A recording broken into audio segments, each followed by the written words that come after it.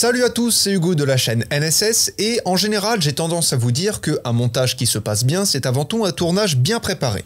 Et dans l'absolu c'est vrai. Cependant parfois selon les conditions qu'elles soient dues au tournage ou à notre fatigue physique et mentale, on peut oublier des choses ou alors on peut se retrouver dans des situations qui sont pas optimales pour une bonne qualité d'image. Aujourd'hui je voulais vous parler d'un point qui certes n'est qu'un détail mais est très important pour avoir une image propre et pro, c'est le fait d'avoir des lignes verticales droite. Alors dans l'absolu, qu'est-ce que ça veut dire? Si on vient placer des repères sur nos lignes, on voit qu'ici, par exemple pour la jointure entre les fenêtres, on voit que la ligne n'est pas du tout verticale. Pareil si je la mets un petit peu vers la droite, on voit qu'ici nos lignes sont certes un petit peu plus verticales, mais pas tant que ça, et si je le remets tout à droite, là encore une fois, on voit qu'on n'a pas du tout la verticalité recherchée. Alors à quoi ça sert de faire ça? Ça sert simplement à avoir une image structurée, quelque chose de propre, bien cadré, droit. C'est simplement de l'esthétique. Si vous devez avoir une image bancale, si vous devez avoir des lignes verticales qui ne sont plus verticales, pour le coup, il faut uniquement que ça soit un choix artistique et pas une complication technique. Donc l'idée, au-delà de vous présenter ce point-là, c'est surtout de vous proposer une solution,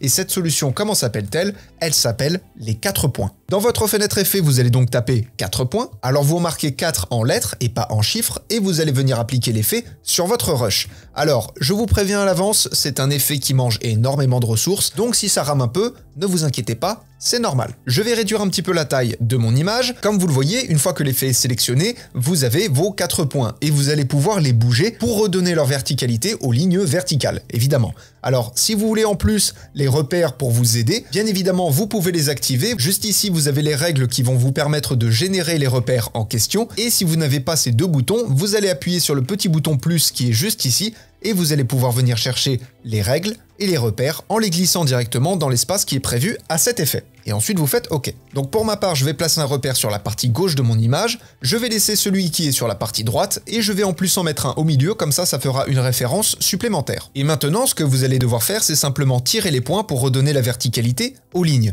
Alors comme vous le voyez, et j'ai fait exprès de mettre une séquence un petit peu plus grande, l'image est en 1920, mais ma séquence est en 2160. Tout ça pour vous montrer que vous allez avoir une déformation de l'image, donc il va peut-être falloir zoomer dans votre image selon ce que vous allez rentrer comme paramètres pour ne pas avoir de trou, évidemment. Bien, voilà, j'ai modifié mes points, et si on regarde maintenant, on a des lignes qui sont déjà beaucoup plus droites. Alors ce n'est pas parfait, mais c'est toujours mieux que ce que l'on avait au début. Et bien évidemment, si comme moi, comme vous le voyez, vous avez un effet de courbure, vous pouvez utiliser l'effet Lens Distortion, déformation d'objectif, pour venir compenser cette courbure, qu'elle soit concave ou convexe. Bien évidemment, à chaque fois, vous allez venir choisir l'opposé. Vous allez prendre l'autre courbure. Voilà, l'idée était simplement de vous présenter ce petit tips technique, ce petit tips entre guillemets de composition. C'est important, encore une fois, et j'insiste vraiment d'avoir des lignes verticales bien droites. Donc pensez-y pendant votre tournage, comme ça vous n'aurez pas à vous casser la tête à faire ça en post-production. Je l'ai dit et je le répète, un montage qui se passe bien, c'est avant tout un tournage bien préparé. C'est donc tout pour aujourd'hui, et en attendant les prochains tutos, apprenez, utilisez et progressez dans vos montages.